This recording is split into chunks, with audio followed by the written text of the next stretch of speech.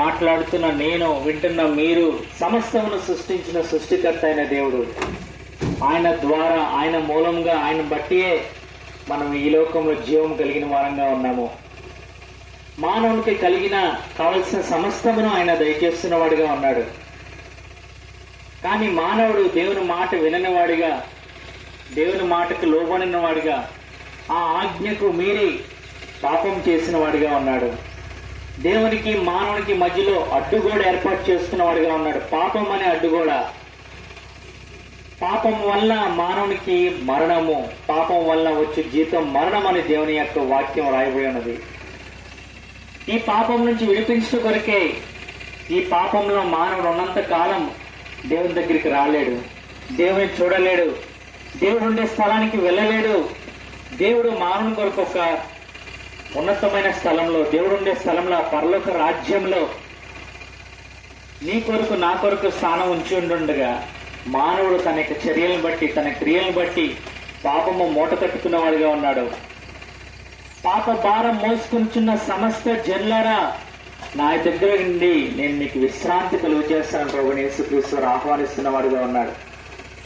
ఈనాడు మానవుడు ఎన్నో రకాలైన ప్రయత్నాలు చేస్తున్నవాడిగా ఉన్నాడు. పాపం తీసివేసుకున్న కొరకే ఎన్ని రకాల చర్యలు చేయాలో, ఎన్ని రకాల మార్గాల్లో వెళ్ళాలో అన్ని రకాలుగా వెళ్ళి తన యొక్క పాపం పోగొట్టుకున్న కొరకే, తన పాపం తీసివేసుకున్న కొరకే ప్రయత్నాలు చేస్తున్నాడు. కానీ ఆ పాపం ఆ మార్గంలో పోదు.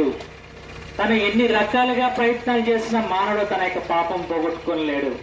పాపం పోవాలంటే పరిశుద్ధమైన రక్తం కావాలి. ఆ పరిశుద్ధ రక్తమే ఆ దేవాది దేవుని కుమారుడిగా ప్రభువైన యేసుక్రీస్తు వారి పేరున ఈ లోకానికి వచ్చిన ఆ దేవాది దేవుడి కుమారుడు ప్రభువైన యేసుక్రీస్తు వారి రక్తం వల్లనే మానవుని యొక్క పాపమునకు ప్రాయశ్చిత్తం కలుగుతుంది. మానవుని యొక్క జీవితానికి ఆ శుద్ధి, పరిశుద్ధత కలుగుతుంది. మానవుడు పాపం పోనంత కాలం దేవుని దగ్గరికి రాలేడు.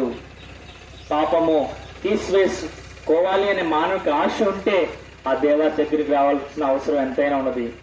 పాపం వలన యేసు రక్తము, ప్రతి పాపము, ఎటువంటి పాపమైనా, ఎటువంటి వ్యాధైనా, ఎటువంటి పరిస్థితుల్లో మానవుడున్నా దేవుడు శుద్ధి చేయగల సమర్థుడైన దేవుడు.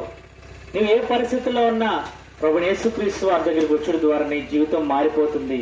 నీ జీవితంలో ఎంతో మేలు, క్షేమము, ఆశీర్వాదము, ఆనందం పొందుకునేవాడిగా ఉంటావు. నువ్వు దేవుని దగ్గరికి రాకపోతే ఆ జరిగే పర్యవసానాలు ఎంతో ఘోరమైనవి. దాన్ని విడిపించగలిగిన వాడు, దాని నుంచి రక్షించగలిగిన వాడు, దాని నుంచి విమోచించగలిగిన వాడు ఎవరు లేరు. దేవుడు లోకం ఎంతగానో ప్రేమించాడు కనుకనే ఈ ఉదయకాల సమయంలో మీ వీధిలోనికి, మీ గుమ్మం దగ్గరికి, నీ యొక్క హృదయపు ద్వారం దగ్గరికి వచ్చి యేసుక్రీస్తు ప్రభువారు తట్టుచున్నాడు. మానవుడు ఎన్నో రకాలుగా ఈ లోకంలో ఏమి తిందుమా, ఏమి త్రాగుదమా, ఏమి ధరించుకుందామా, ఏమి ఇంట్లో కట్టుకుందామా, ఏమి రకాలైన భౌతిక దేహం గురించిన ఆలోచన కలిగి ఉన్నాడు. కానీ ఆత్మను గురించిన ఆలోచన లేనివాడిగా ఉన్నాడు. మానవుని యొక్క జీవితము, ప్రాణము, ఆత్మ, దేహము కలిగిన వాడిగా ఉన్నాడు. ఈ దేహము మరణించిన తర్వాత భూమిలో కప్పెడతారు, లేదంటే కాల్చివేస్తారు. ఆత్మ మాత్రం దేవుడుండే స్థలానికి వెళ్ళాలి. దేవుడుండే స్థలానికి వెళ్ళాలి. ఆ దేవుని దగ్గరికి వెళ్ళకపోతే నరకము, అగ్నిగుండం ఉంది. దాని నుంచి తప్పించటకే ప్రభువైన యేసుక్రీస్తు వారు నేను ఎంతగానో ప్రేమించి నేను ఆహ్వానిస్తున్న వాడిగా ఉన్నాడు. ప్రభువైన యేసునందు విశ్వాసం ఉంచడం ద్వారా నీ ఆత్మకు శాంతి, సంతోషము, సమాధానం ఈ లోకం ఉన్నంత కాలం దేవుడు కలిగిన వాడుగా ఉంటావు. ఈ లోకం విడిచిపెట్టిన తర్వాత కూడా దేవుడుండే స్థలంలో, ఆ దేవుడుండే రాజ్యంలో నీకు నాకు స్థలము, ఆ స్థానము కలుగుతున్నదిగా ఉన్నది. అందుకని ఉదయకాల సమయంలో ఎంతగానో ప్రేమించి ఉదయకాల సమయంలో దేవుడు నేను ఆహ్వానిస్తున్న వాడిగా ఉన్నాడు. నేనే మార్గమును, నేనే సత్యమును, నేనే జీవమై అన్నానని ప్రభువైన యేసుక్రీస్తు వారు మాట్లాడుచున్నాడు. మానవుడు ఎన్ని రకాల మార్గంలో వెళ్ళినా కూడా దేవుడుండే స్థలానికి వెళ్ళాడు. ప్రభువైన యేసు మార్గంలో వెళ్తేనే నీకు జీవపు మార్గం ఉంది. ఆయనే సత్యమైన దేవుడు.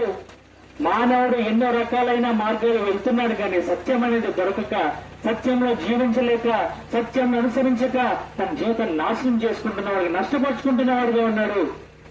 ఆ జీవమైన మార్గంలో ప్రభు యేసుక్రీస్తు వారు నిన్ను ఆహ్వానిస్తున్న వాడుగా అన్నాడు. నీ హృదయపు ద్వారం తెరిచి నీవు ఆయన ఆహ్వానించిన ఎడల నీ జీవితంలో ఎంతో మేలు క్షేమం పొందుతావు. తృణీకరిస్తే నష్టపోతావు. తీర్మానం చేసుకోవాల్సిన అవసరం ఉంది. గ్రహించో, గుర్తిరుగు, కఠినపరుచుకోకు. ప్రభా నా జీవితాలకు రా, నా జీవితం మార్చిపోయి నా జీవితం నీకు అప్పగిస్తున్నాను ఒక తీర్మానం చేసుకో. నీ జీవితంలో పాప క్షమాపణ, శాంతి, సంతోషము, సమాధానము, నెమ్మది, ఆనందం పొందేవాడుగా ఉంటావు. ప్రభు యేసునందు విశ్వాసం ఉంచుము. నీ జీవితంలో ఎటువంటి సమస్యనైనా తీర్చగల సమర్థమైన దేవుడు నీ దగ్గర నీ జీవితం మారిపోతుంది. ప్రభు యేసునందు విశ్వాసం ఉంచుము. అప్పుడు నీవును నీ ఇంటి వారిను గొప్ప ఆత్మరక్షణ పొందుతారు. నీ కొరకు చిన్న ప్రార్థన చేస్తాం. తెంగల మా ప్రియ పరులకు తండ్రి, పరిశుద్ధమైన దేవ, సర్వాధికారి, సర్వోన్నతుల వందనములు. ఉదయకాల సమయంలో ఈ పనమలూరు గ్రామంలో ఈ వీధిలో ప్రభావ మీ ప్రజల దగ్గర ప్రభావ మేము వాగ్దానం కూర్చున్న మాటలు తిరిగి తెలియచేయడానికి ఇచ్చిన భాగ్యం కొరకే మీకు ఎంతో ఉన్నారు. ఎంతమంది అయితే మీ మాటలు విన్నారో వారిలో మీ రక్షణ కార్యం జరిగించారు. ఎంతమంది అయితే తృణీకరించారో, త్రోసివేశారో వారిని దర్శించండి, వారితో మాట్లాడండి. పరిచయం ముద్రవేయండి ప్రభావ. ముందుకు వెళ్తుండగా మీరే మాకు చూపించండి. దయలు మాతండి, ఒకనొక దినంలో దయలు మాతండి ప్రభావ కొన్ని ఆత్మ రక్షించబడినట్లు ఈ పరీక్ష ద్వారా కార్యం జరగలిగినట్లు కృప చూపిస్తున్నాం. అందరం చెల్లించుకుంటూ ఈ యొక్క వీధిలో ఉన్న ప్రతి కుటుంబాలతో మీరు జ్ఞాపకం చేసుకుని వారి అక్కర్లో, వారి అవసరాల్లో, వారి ఉద్యోగాల్లో, వారి వ్యాపారాల్లో, వారి పన్నుపాట్లతో మీరు తోడుగా ఉండి మీరు కృప చూపిస్తున్నామని వెళ్తున్నాను. మహిమ ఘనత ప్రభావాలు మీకు ఆరోపించుకుంటూ యేసు నామములో ప్రార్థించి స్తుతించి గణపతి వేడుకుంటున్నాం తండ్రి. ఆమేన్.